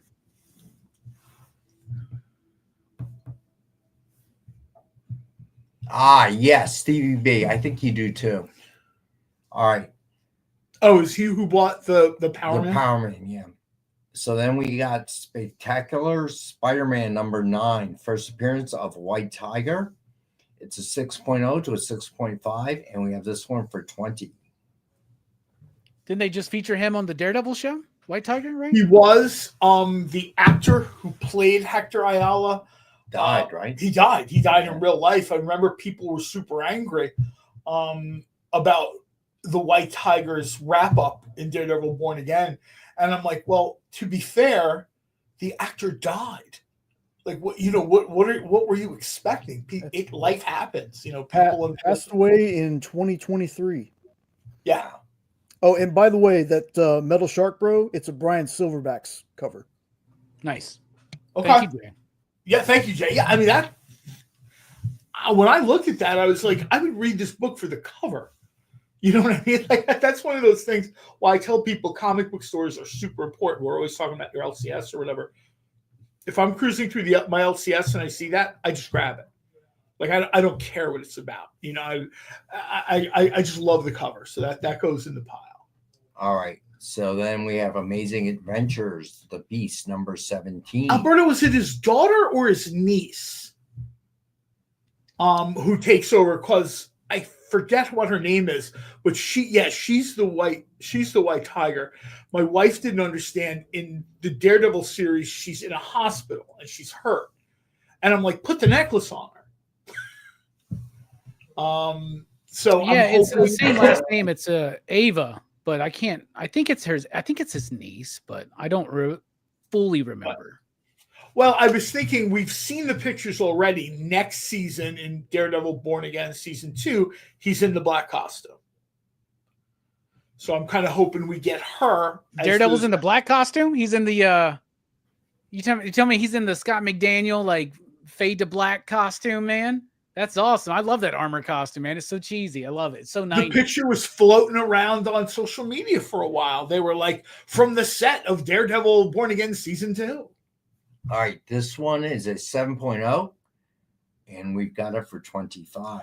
Is it Castle who's collecting these? The Amazing Adventures run? I don't know. I feel like it was, but this is good stuff, man. This is Beast with the Widow Peak from hell, dude. Look at that thing. Look at Beast era, and I love it. This is Beast when he was part of the Misfits. Oh no, the Misfits. All right. Next up, we got RoboCop number 1. It's an 8.0, and we have this one for 10. Speaking of, I'll buy that for $1. Yeah, right. Then we have Black Panther number 8. It's 6.5. Origin of Black Panther. First appearance of Malice, former Dora Milaje. We have this one for 25. Very cool. I don't remember the number of Jungle Action, but one of my favorite covers ever in comics, not just Marvel, ever, is a cover with Black Panther and Man-Ape, and they're fighting and I thought to myself, I remember the first time I saw that cover as a kid, I'm like, oh, I bought it and I didn't even, might have been the first Black Panther comic I ever bought. And it turned me into, I saw Jungle Action and I was kind of already like a Tarzan guy as a kid. So I'm like, okay, this is fine. I probably have bought copies of that 7 or 8 times. Like I'm at cons or whatever, and it's like the last day, and it's like, $5, take whatever you want out of the box. I'm like, fine. All right. So then we have Hellions number 13. It's 9.0 to 9.2. And we have that one for 15. It's a hot cover when Russell Dodderman does these through the ages covers. Through the eras, they're always cool. But I mean, Psylocke's one of my favorite characters. Anybody my age in the early 90s when Jim Lee redesigned Psylocke, we're all fans of her for a very specific reason, and it's stuck with all of us, I'm sure. I love that the Betsy Braddock with like the Farrah Fawcett haircut is on there from Edward, I think it is Jungle Action number 5. I'm not 100% sure. There's something about that cover. The first time I saw it 40 plus years later, it still sticks with me. I love that character. I love that cover. I can't imagine what the art is. Nick is always floating around with, original art. I mean, I assume like I probably have to sell my house to buy that. The cover for that, the original art for that cover. This is a good price for this Dodderman too. People are really people collect those, you know, and they're all really, really sharp. All right. So next up, we got Nightwing number 79. Huh. It is 9.4 to a 9.6, and we have this one for 15. This is a great cover, great homage to Batman 66. The only thing missing is Dick Clark sticking his head out, going, "What are you guys doing walking on the wall?" It's hard for like younger Batman fans to understand how cool it was in that 66 show when you were wondering what celebrity was going to poke their head out of the way. All right. There it is. Oh, man, I love this. All right. So next up, we got Invincible number 1. It's 9.6, and we have this one for 15. That's very cool. I know people kind of go back and forth on Invincible. The truth is, I think Robert Kirkman has probably done the best job of spinning out a Superman Superboy story, you know, not Marvel, not DC. I don't know if anyone's done a better job than this. This issue ran for 100 and something issues, and then he decided to just reshuffle the deck at the end because he couldn't. It was all his stuff. Then the deck got reshuffled again for the animated series, and the animated series is great. Although I will never forgive him for allowing Science Dog to become Seance Dog. All right. That's no, man. So then we have Green Lantern number 59. It's a 2.0. Yo. First Guy Gardner. Yeah, this is first appearance of Nathan Fillion in a comic book, y'all. I was going to say, shouldn't you just send this directly to Nathan Fillion? I mean, he didn't have the bowl haircut yet, though. 100. That's a great deal, y'all. This character is going to get super hyped because not only is Guy Gardner in Superman, he's in the Lanterns TV series as well. Yeah. I'm excited to see Superman for a variety of reasons. Guy Gardner probably not that high on the list. I'm super excited to see Guy Gardner in Lanterns. And Kyle Chandler, I don't know if, I think I said this before, if I was going to cast older Hal, my first choice probably would be John Hamm, but Kyle Chandler would be right in that mix as well. You know, a guy that sort of gives off that, you know, could you really have been a fighter pilot? Yeah, I would go with that. All right, so we're going to take our last Edward needs to know if he has like 10,000 pennies or whatever it is. And we'll be right back. So hang out.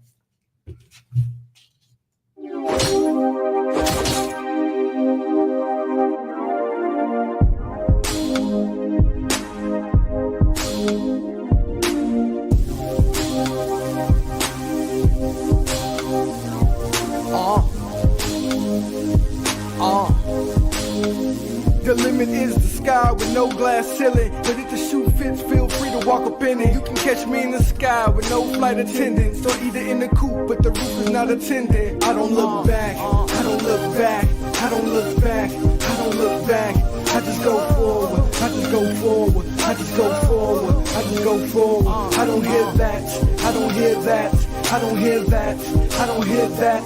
I just ignore it, I just ignore it, I just ignore it, I just ignore it. Brad Pitt, I button up Benjamin. I'm not like them, my cloth was cut different. For those that are listening, please know that I never backpedal, nah, never that. I don't look back, I don't look back, I don't look back, I don't look back. I just go forward, I just go forward, I just go forward, I just go forward. I don't hear that, I don't hear that, I don't hear that, I don't hear that. I just ignore it, I just ignore it, I just ignore it, I just ignore it. I don't look back, I don't look back, I don't look back, I don't look back. According to a statistic that I just made up, people spend 4 hours a day changing the television channel. People who watch The Experience don't do that. Save yourself a ton of time by tuning into The Experience and enjoying our new original programming 7 days a week. And then tell your friends. Think about the money they could save on batteries in the remote alone just by tuning into The Experience. Find out more by scanning the QR code below.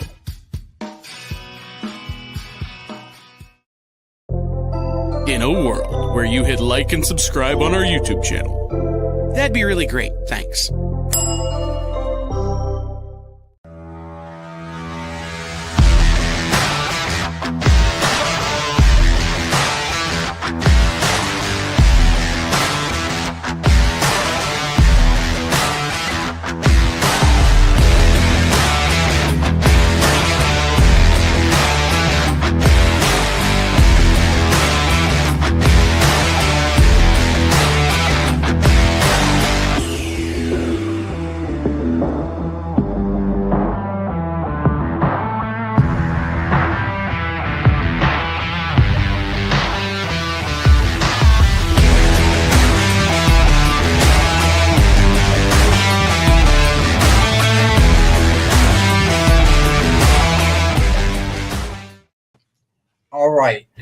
God. Hey, I real was quick before we working out get going, here's my Essential Black Panther Volume 1. There it It is. collects Jungle Action 6 through 22 and 24 and Black Panther 1 through 10, the Jack Kirby stuff. It doesn't collect Jungle Action 5 because apparently that was a reprint of Avengers 62, but it does got that cover on it for you, John. Oh, I'm gonna have to. I'm gonna have to stop by and pick that up. I did not know that exists. I have some essential stuff. I did not know there was an These essential. essentials are the best. Seeing the original just black and white line art is so amazing on these things, man. I love that they went through a period where they Look did at a that. bunch of That's this. amazing, right? That's so good. Hold on a second. I gotta talk amongst yourselves. I gotta check real quick. All right, You get on eBay real quick. The next book is for Jay and any dog lovers out there. Superman number 712. Since he's in the trailer, going to be in the movie, it's an 8.0, and we have this one for 15. My favorite thing about that new that new like Superman sneak peek that we got.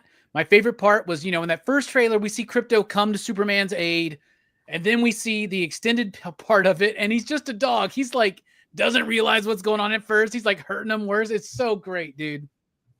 That movie's going to be dope. Superman's going to be it, dude.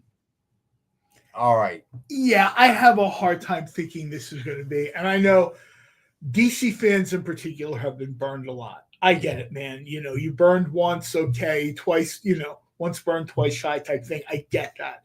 But it seems like James Gunn has a pretty good track record. And I think this is sort of, and I think even he's said, DC has made it pretty clear that, dude, don't mess this up. Well, you can't really. I think that I've seen pictures of David Cornsweet, and the vibe he gives off is very sort of not even George Reeves. The vibe he gives up is Kirk Allen, the first live action Superman in serials. And I think that's very cool, the way they do the costume, the way his hair kind of looks in some of the images. Jay probably knows who Kirk Allen is, but Thank you, John. Thank you, John. So many people forget about him. The best part about his serials was when he went to fly, he turned into an animated Superman. He became an animated character. I think that was genius. I thought that was absolutely genius. He would be like up, up and away, and they would cut the shot, and you would see him flying away, and the scene of him flying away is animated. Interesting. It's very, very. I don't think I have ever watched one of those. I've seen stills, pictures, but I never actually. Leonard, I don't think on the air we can say who Gigi Allen's band was. Probably not. That's a running joke from Henri's show, but we can't really talk about that. That's like Gigi Allen and the Blank. Sorry, cannot discuss. Look at how lucky we are. We're about to get probably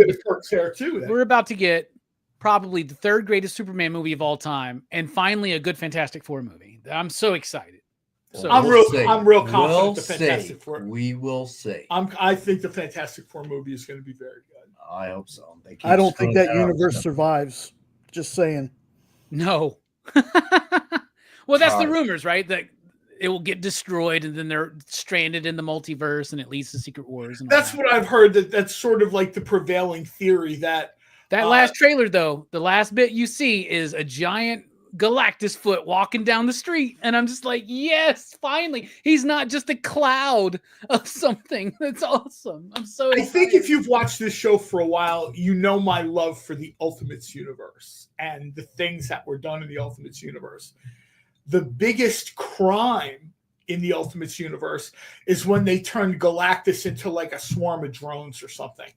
I understand nobody's ever going to bat 1,000, but that's inexcusably. I like that for the Ultimate Universe because I like that Ultimate Galactus trilogy by Warren Ellis. I really do. I got the nice hardcover of it over there, but it doesn't we want Galactus. You know what I'm Yeah. saying? Like, we want Galactus. Give us Galactus. Let's see it. And also, Silver Surfer, Shia LaBeouf, looks pretty dope in that trailer. She looks dope. I know people are all of a sudden. There's all these comments about, oh, they made Silver Surfer a woman. No, they didn't make her a woman. Shia LaBeouf is a character from, I guess, Earth X. Is the there's a couple, I think, alternate universes where she became Silver Surfer instead. Wait till they learn that Norrin Rad's not the only Galactus or Galactus Herald. Yeah, let's get some Fire Lord up in here, please. Let's do it. Oh, some Terrax. I think I was going to say, I think with the right CGI or costume, I think Terrax would be very cool. What's really cool, though, real quick, I know we got some books to finish off, but when they did Ultimate Cataclysm and the 616 Galactus absorbed that Galactus cloud and then leveled up, that was awesome. That's what people, I think for people like me who wasn't a fan of the cloud, that was like the ultimate sort of, hey, look, here's a bone, man. We know you're not on board, but here's a bone. Galactus is one of those characters that's, I don't know if there's many more characters that are as Kirby-esque as the way Kirby drew Galactus, because that really touches into Kirby's, and we've talked about this a little bit before, it touches into Kirby's kind of later fascination with like Chariots of the Gods. Oh, yeah. And it's where we got the Eternals. And it's you remember the only direction he got from Stan Lee was Fantastic Four fight God.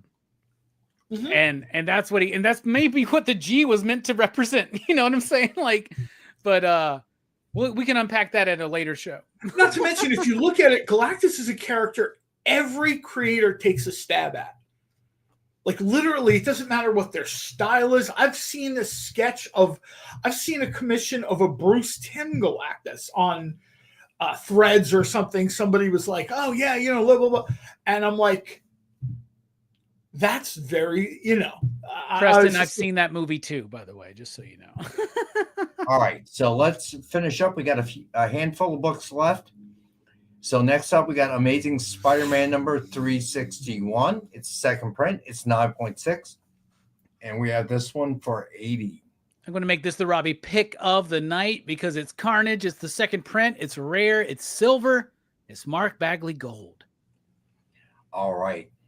Then we have Submariner number 13. First appearance of Gargantos. It is a 4.5, and we have this one for 15. Namor is back and better than ever. And check him out in Submariner number 13. Nice. All right. And then we have Creature Commandos number 108. Second GI Robot.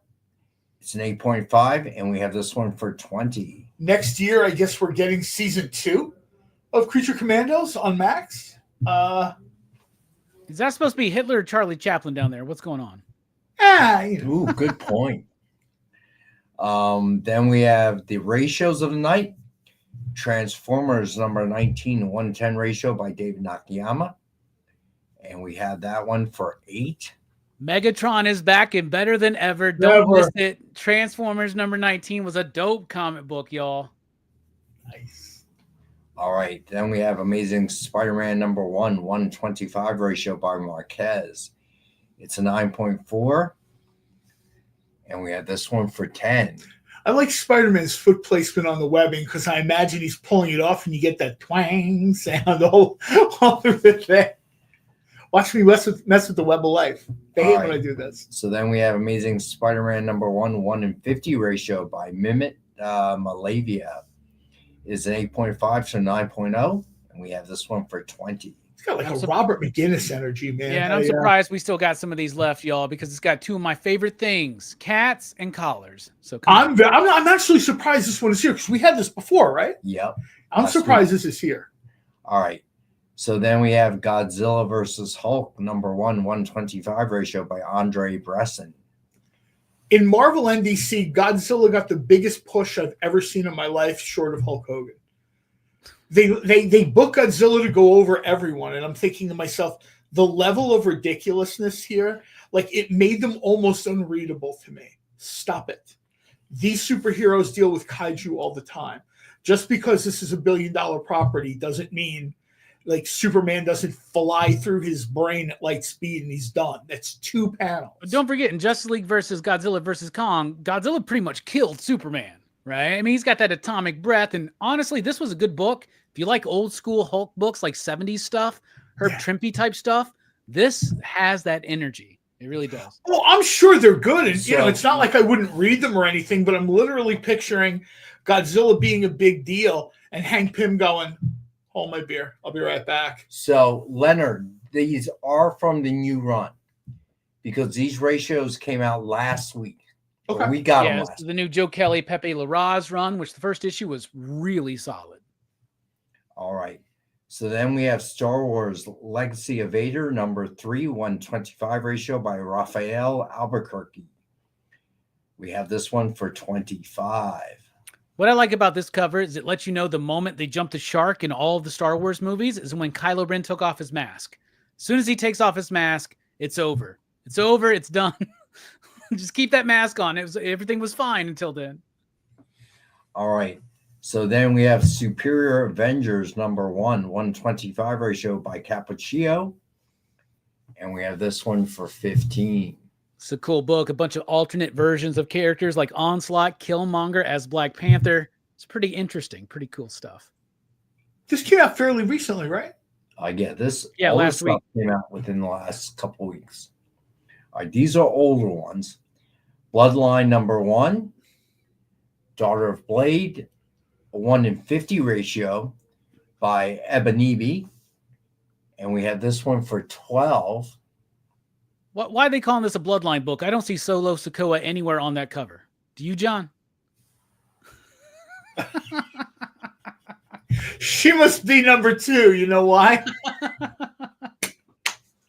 That's a great cover, though. Really cool stuff. I think it's a great cover. Also, I think she was, when you had Blood Hunt, I think there was a mixed bag of some stuff people liked and some stuff people didn't like. I thought she came off very well in Blood Hunt. Yeah, I and thought that, whoever did this cover is trying to outdo Ken on bats. Look at those bats. Those bats oh are my amazing. God. All right. I told Ken I want him to do Man Bat.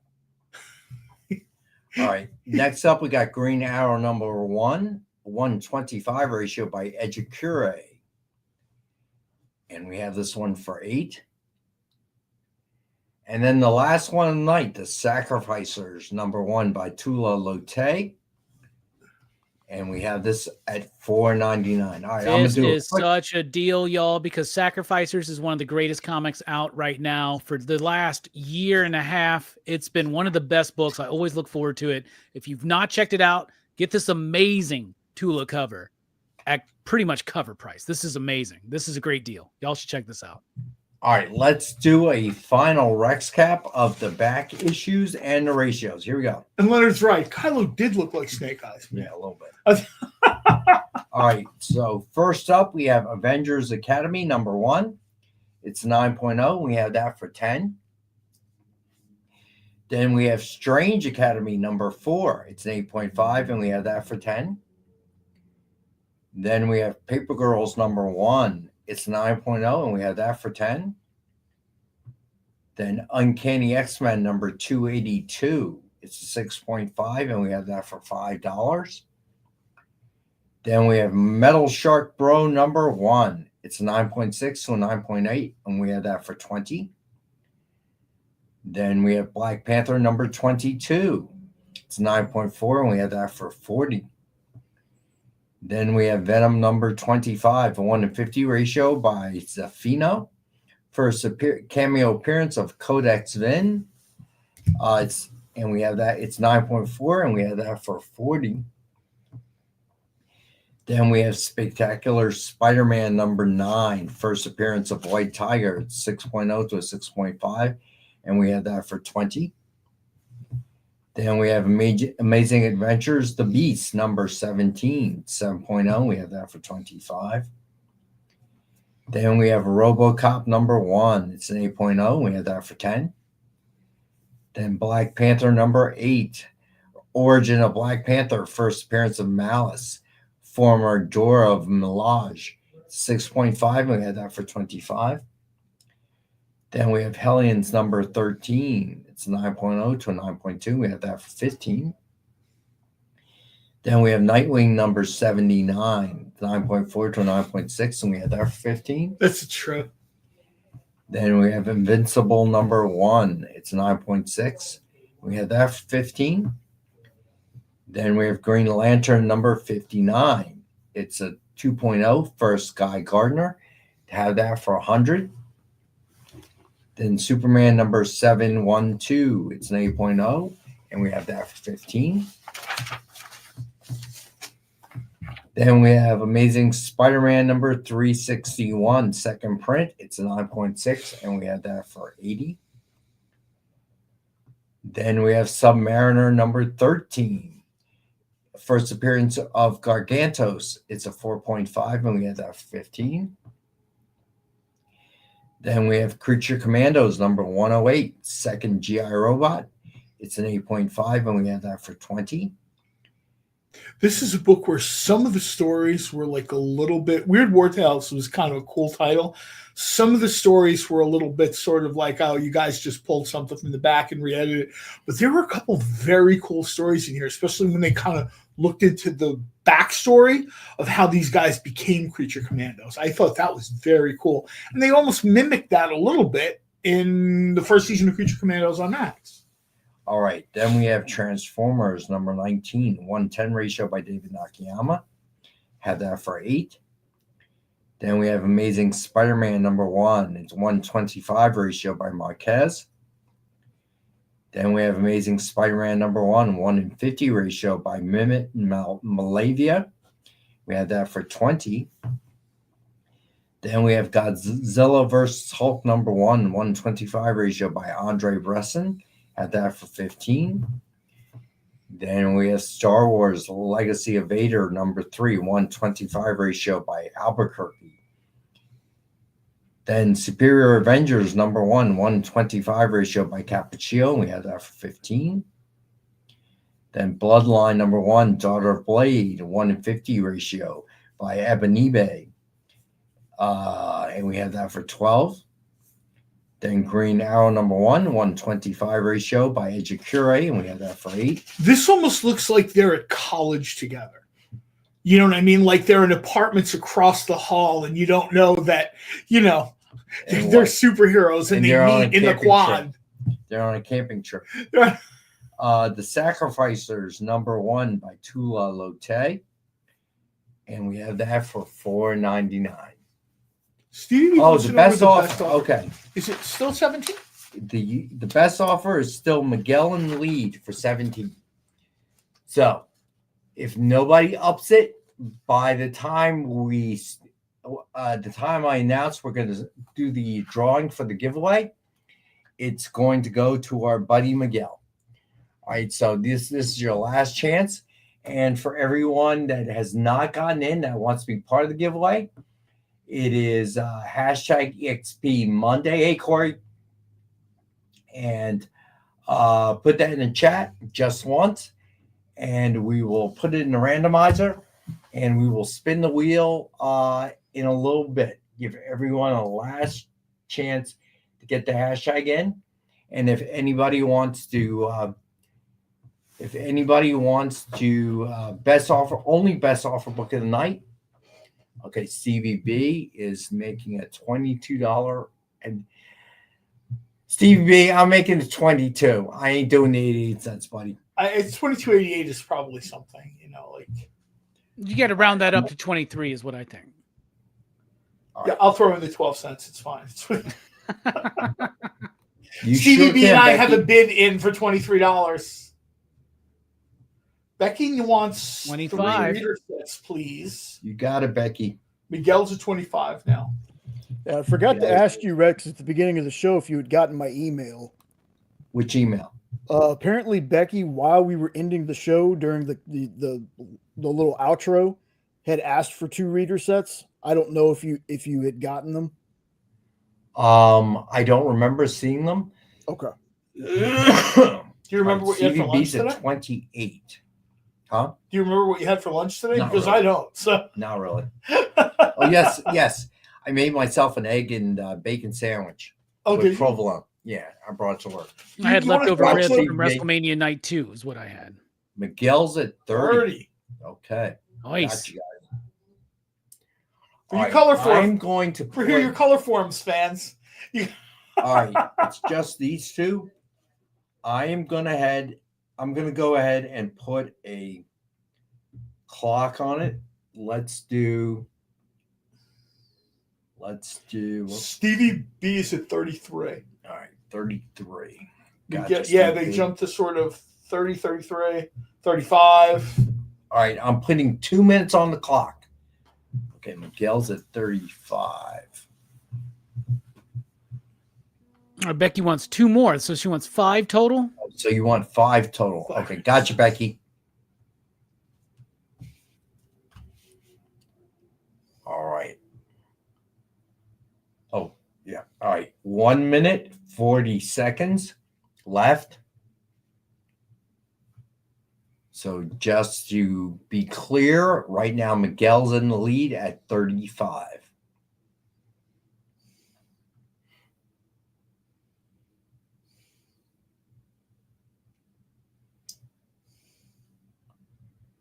Or if anyone wants to fold.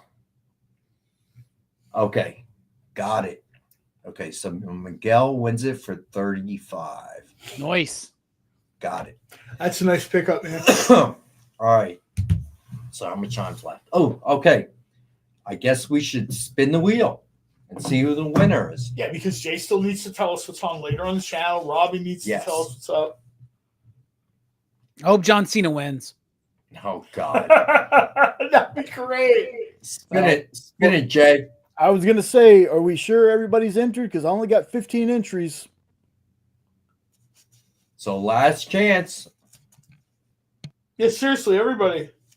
Hashtag EXP Monday. I will give you guys, let's see. You want to give him 60 seconds? Because we're give him 17 seconds. Well, I have 1 minute and 4 seconds left over on the timer, so we'll do that.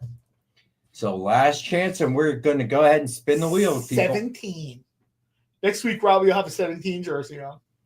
That would be great. I have no intention of discussing John Cena in WrestleMania. Oh, you know what? It'll have to look like the jersey Cena wore when he first came out. His date, like before, you know what I mean?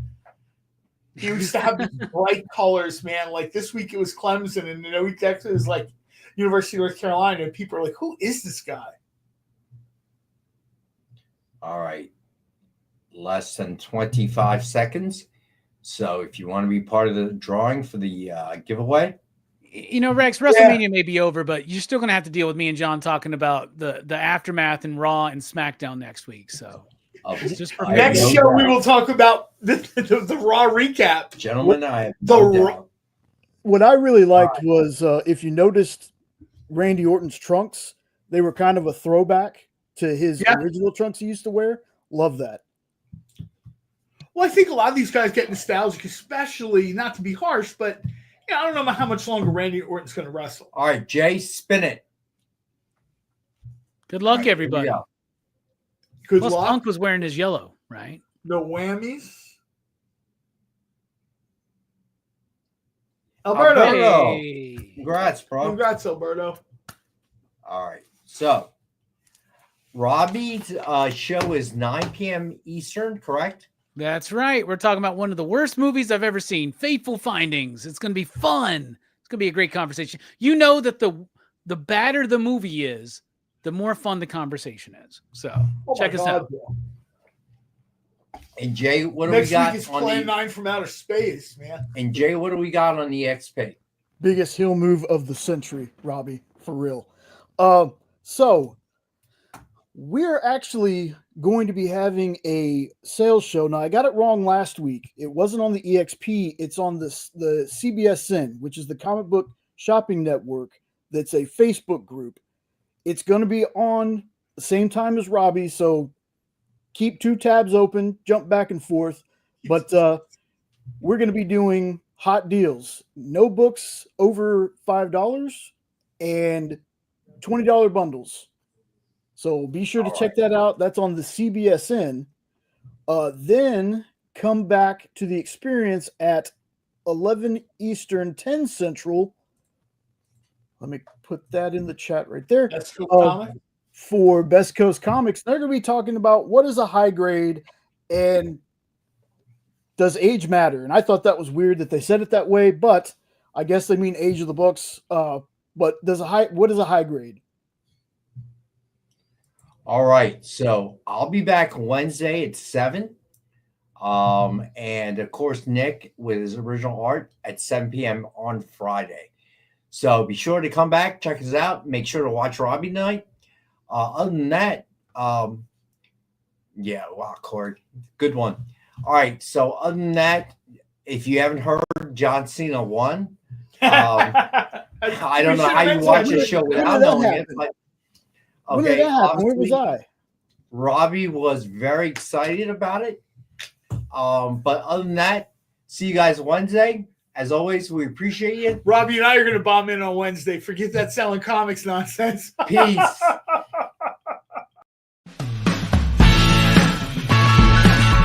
Join the party. Head over to our Linktree to find all the links for everywhere the experience is all the time.